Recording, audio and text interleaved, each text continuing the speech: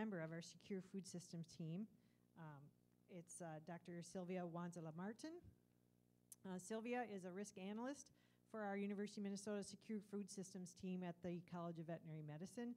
She received her DVM from Makerere University in Kampala, Uganda, and she also received her MS from there. She completed at the University of Minnesota her veterinary public health residency, her master's of public health, and her PhD. Sylvia works with us as a risk analyst on high-path AI and African swine fever, and we're very happy that she could coordinate with one of our modelers, Dr. Amos Matimba, who is currently at Gulu University in Uganda as an assistant professor there. They worked together on this presentation. Amos and our modelers, Sashi Maladi, Ben Blair, and Peter Bonney, work very extensively on poultry diseases, high-path avian influenza, low-path avian influenza. And we have a lot to learn, as the slide says, from our feathered friends. They've actually gone through 2 outbreaks, major ones with H5N2, 2015, and now 2022, with some minor outbreaks in between there in 2016, 2017, 2018, in case you didn't know.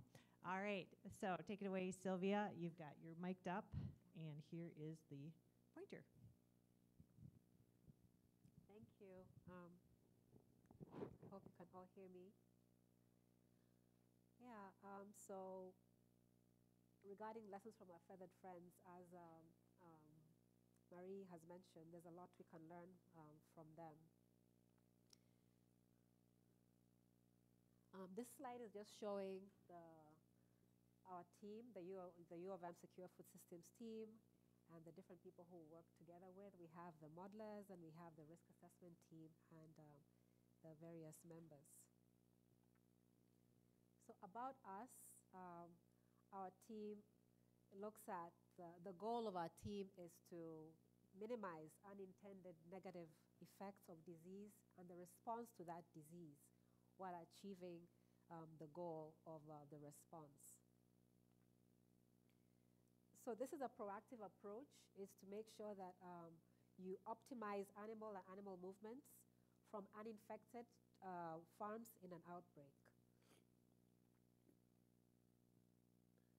And the core tasks are risk analysis, research, and engagement to prepare for animal disease emergencies and support the continuity of business, and to make sure that even if there's a stoppage of movement, they're uninfected farms, and animals continue to grow in this time period. But how can you move these birds and continue the business on making sure that there's no disease transmission? And so this slide is just basically talking about biosecurity, as my colleague earlier, Caitlin, talked about extensively on biosecurity.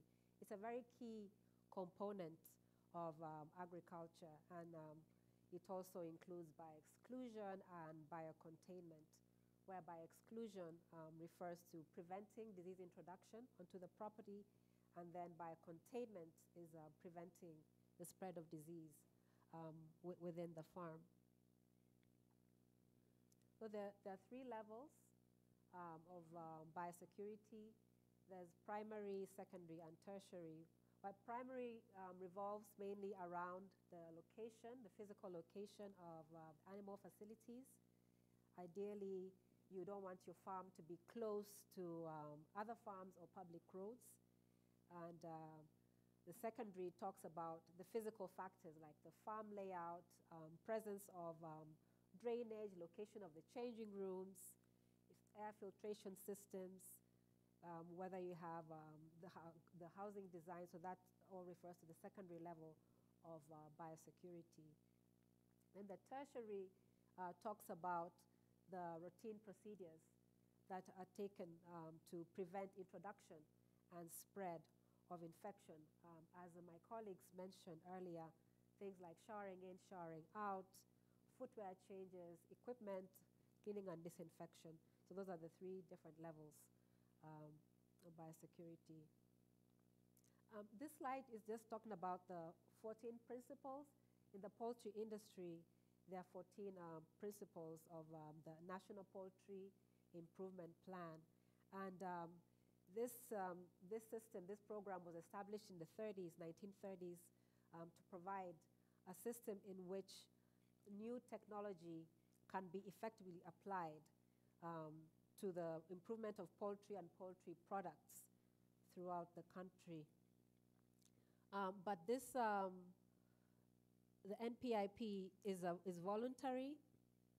It's a voluntary testing process where there's certification and to ensure that whoever is participating, they are able to, their principles they have to follow in this system.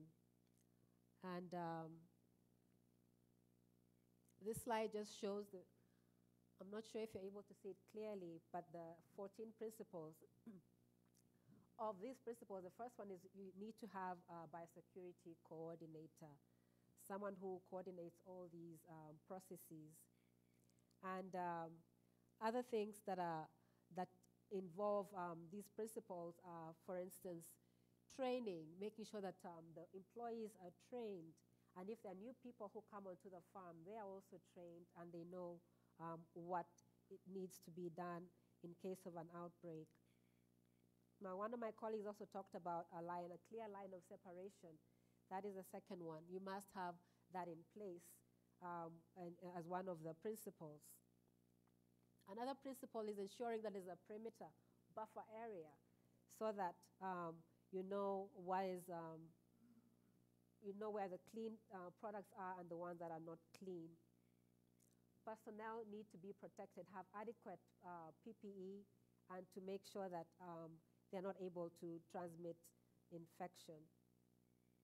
The presence of rodents, vermin, that's another principle. Equipment also has to be clean to make sure that is provided in a clean manner. And then also to make sure that mortalities, if there are any mortalities on the farm, that they are disposed of correctly and adequately. And if you have replacement poultry, also they're coming from a clean farm where there's no transmission of the infection. Water is received from clean sources as well as the feeds. And all these principles they also have to be audited regularly. So what are the benefits of having this? The benefits are if you're part of this program, you're able to know the health status of your flock. Buyers of your product can certify that you meet the testing requirements. And it can also be used for interstate movements within the U.S. In addition, many U.S. trading partners importing poultry, they also require participation in this program. So this slide is just talking about some changes to biosecurity that took place after the 2014-2015 U.S. HiPath AI outbreak.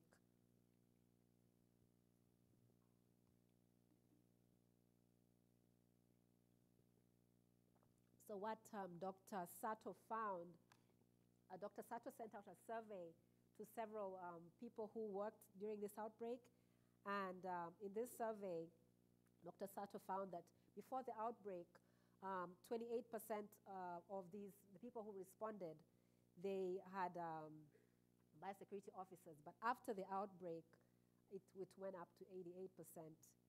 And auditing also went up to 67%. And standard operating procedures, that really went up to 96%. So the survey found that the biosecurity improved greatly, both in terms of the physical barriers and the cultural procedures and practices.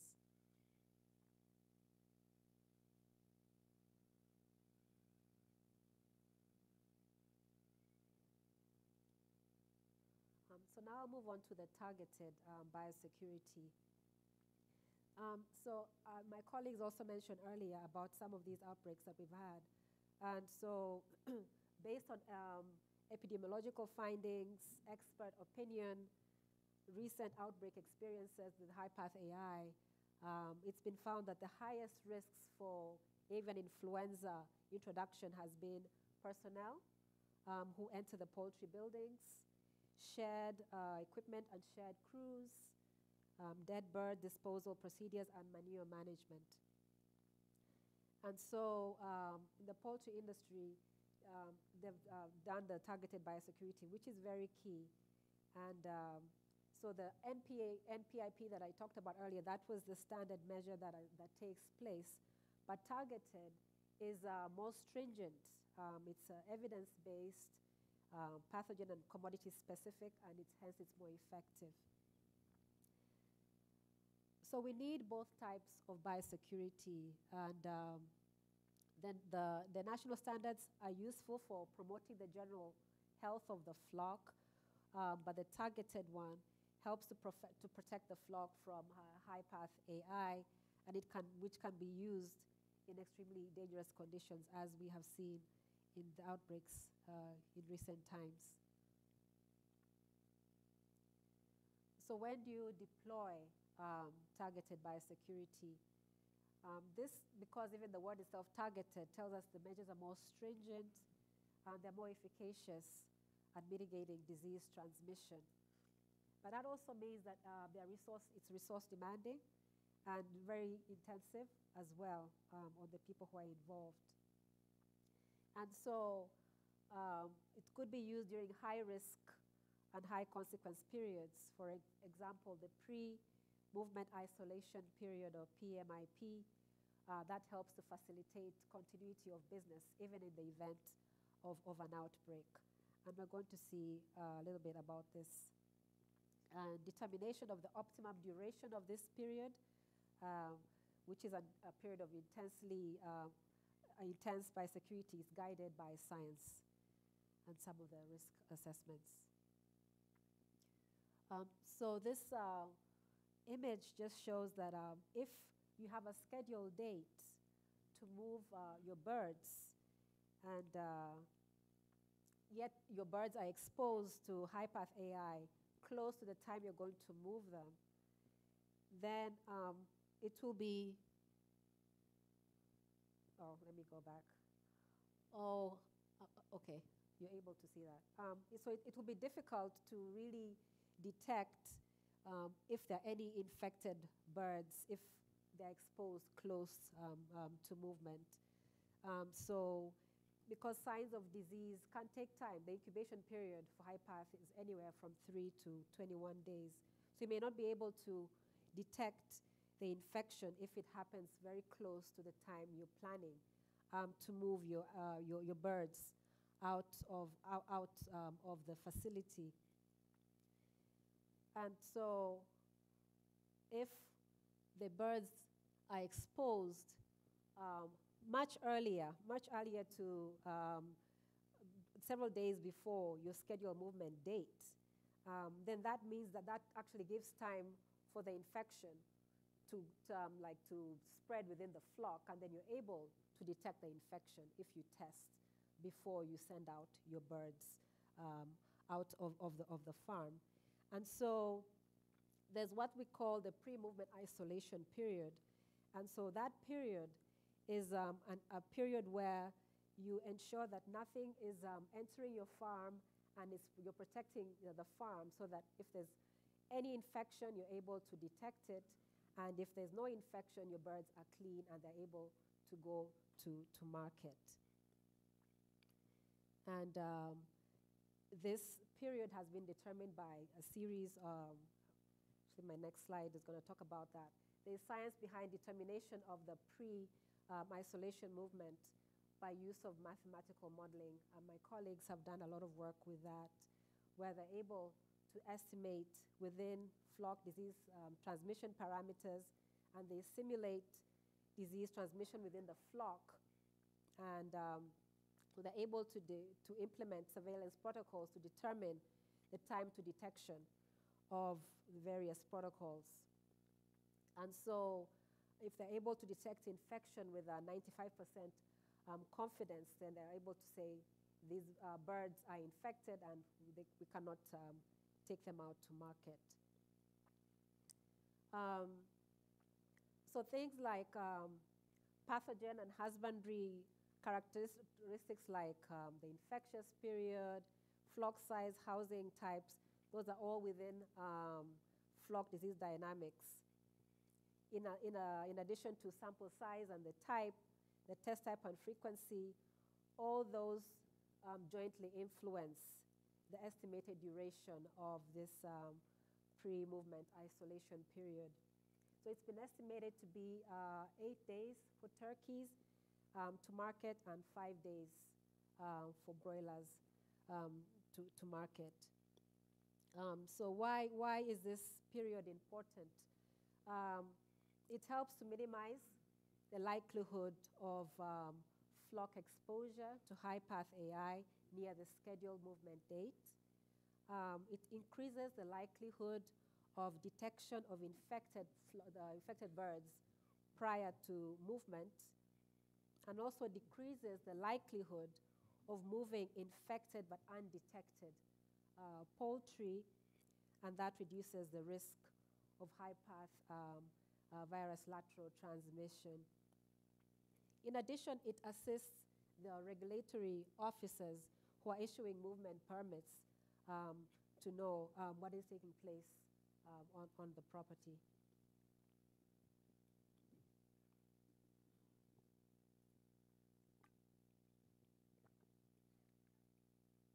And this slide just shows that in the 2014-2015 high-path AI experience, the requirements that they had to move product were samples for pre-movement testing to support continuity of business were tested daily in the afternoon, and results reported late evening.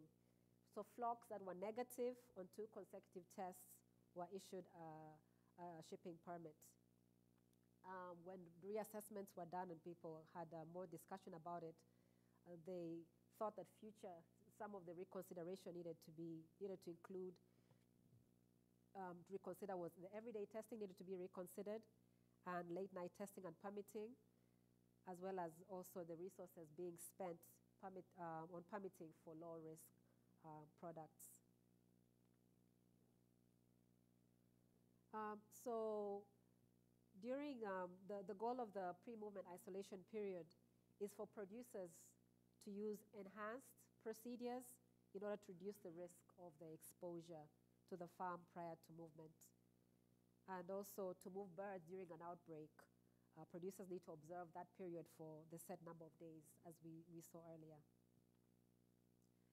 And so during this this period, routine activities that create exposure risks are prohibited. So for instance, if the dead poultry, so no live or dead poultry will be moved onto or off the premises. Also, only critical operational visits to the premises will continue. Things like manure, litter, and garbage will not be removed from the premises. And the producer will have to manage with that on the premises during this period. And so there's also enhanced biosecurity for the people and the vehicles. Remember, the people can bring in infection. For people and vehicles, and there's no off-site equipment that will be pre-staged. So those routine activities are all prohibited, and only critical activities or visits may continue. And so all this helps, and this is what takes place in this period.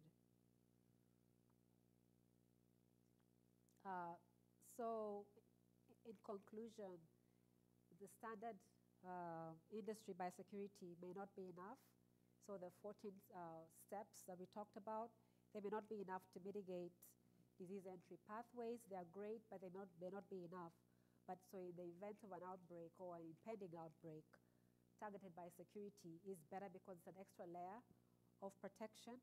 It involves greatly intensified measures that you take place, but it's also logistically demanding. And an optimum duration over which to deploy these measures need to be determined based on the within flock disease spread dynamics, as well as on the surveillance protocols. Thank you so much for your time.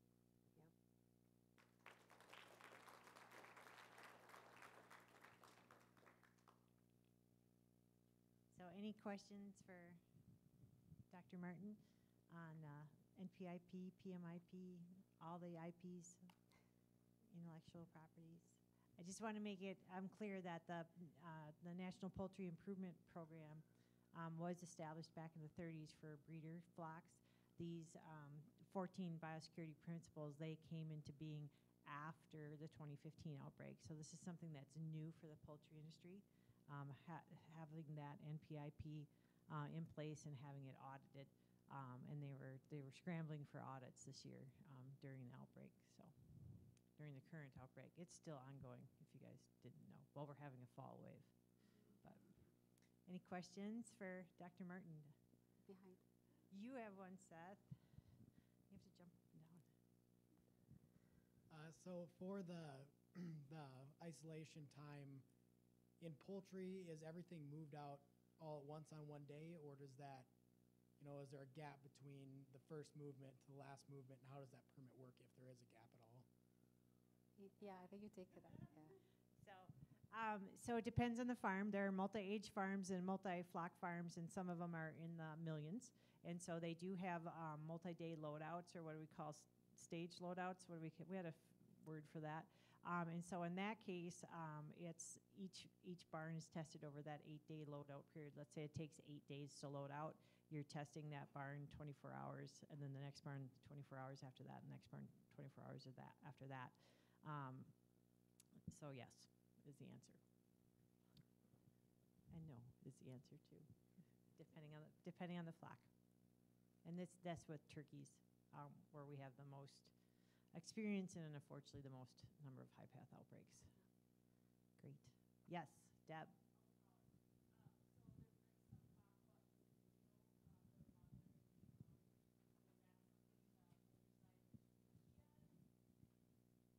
I don't know if could you hear all that?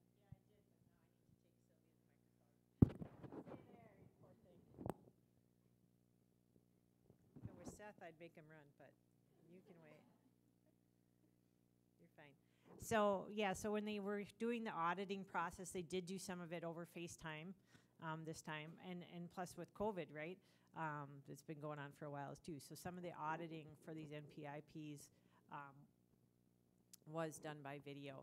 The other thing about the poultry industry in Minnesota is it's rather small and tight-knit, and so they've had this established relationship because of low-path AI and because of salmonella or E. coli or other things in the past, and their establishment of an emergency disease management committee, that they had that trusted relationship with the industry, that if the plan was in place, they had that trust that the plan was being executed appropriately. So there was a certain level of trust there as well. In between 2015 and 2022, when they established these NPIP 14-point biosecurity plans, University of Minnesota Extension did a lot of training of the poultry industry, and then they could get certificates that they completed the training as well and help with designing their plan. So it was kind of a multi-layered approach between academia, industry, and regulatory agencies having that trusted relationship in the first time.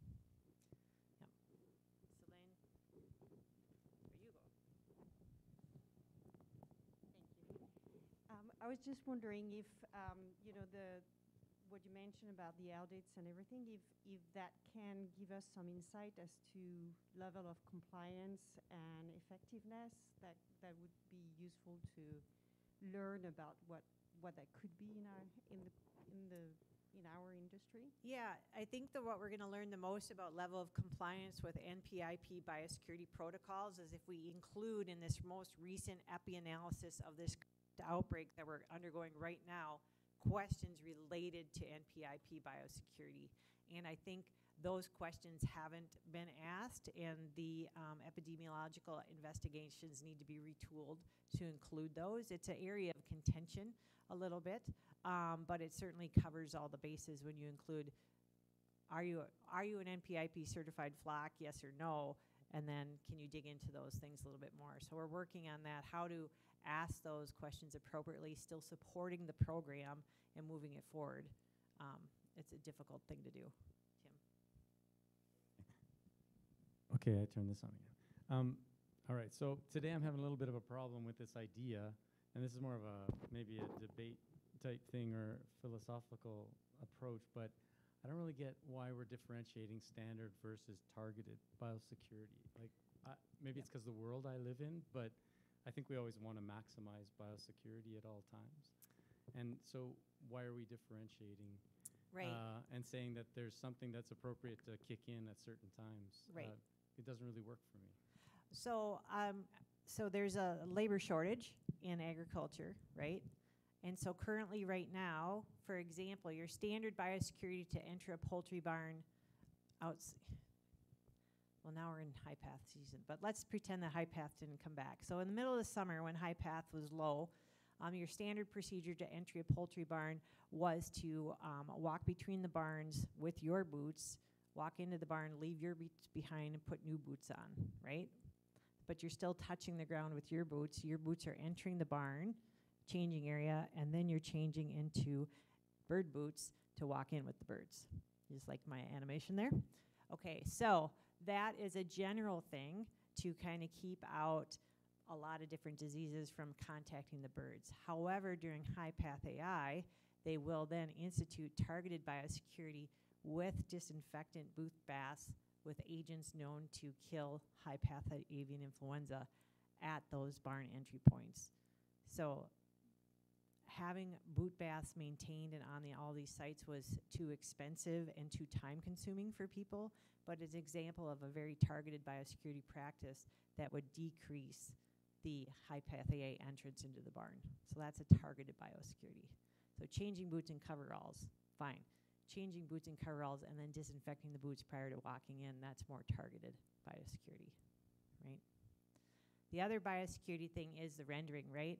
So the renderer can back up right to the farm and take the rendered birds and put them in this truck. Targeted biosecurity means moving that rendering box to the end of the perimeter buffer area and or no rendering at all, targeted biosecurity. Rendering during high path AI in 2015 was a 20x odd risk factor of getting high path AI. And I'll quote somebody else who said, for the love of God, why would you render? Right, if you're 20 times more likely to get high path AI. So no rendering during the pre-movement isolation period, that's an example of targeted biosecurity. Whereas industry standard is handle your mortality in a biosecure way. That's what the MPIP guidelines are. Handle it in a biosecure way. Targeted biosecurity is no rendering at all. Does that help? I have a whole PowerPoint.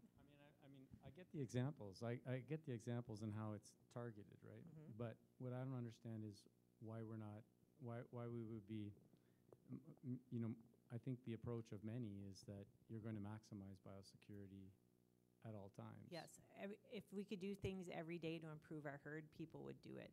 But there doesn't seem to be the return on investment for large-scale poultry production at the commercial level. I'm going to bring you down to the meat processing level, not genetic, to add that extra expense. And remember, these are people that are selling their turkeys, and we're paying 18 cents a pound for them at Thanksgiving. And so you're asking for another 2 cents off of that, and 3 cents of that. So it's a diminishing returns thing. So it's maximizing your investment at the time when you're most at risk. That's targeted biosecurity.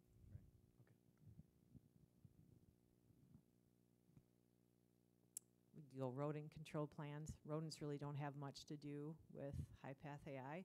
However, raccoons and attracting birds to your sites do. So that's another example there. So just pest control plan and then getting specific on people. So maybe call it specific biosecurity. Margaret's confused. Any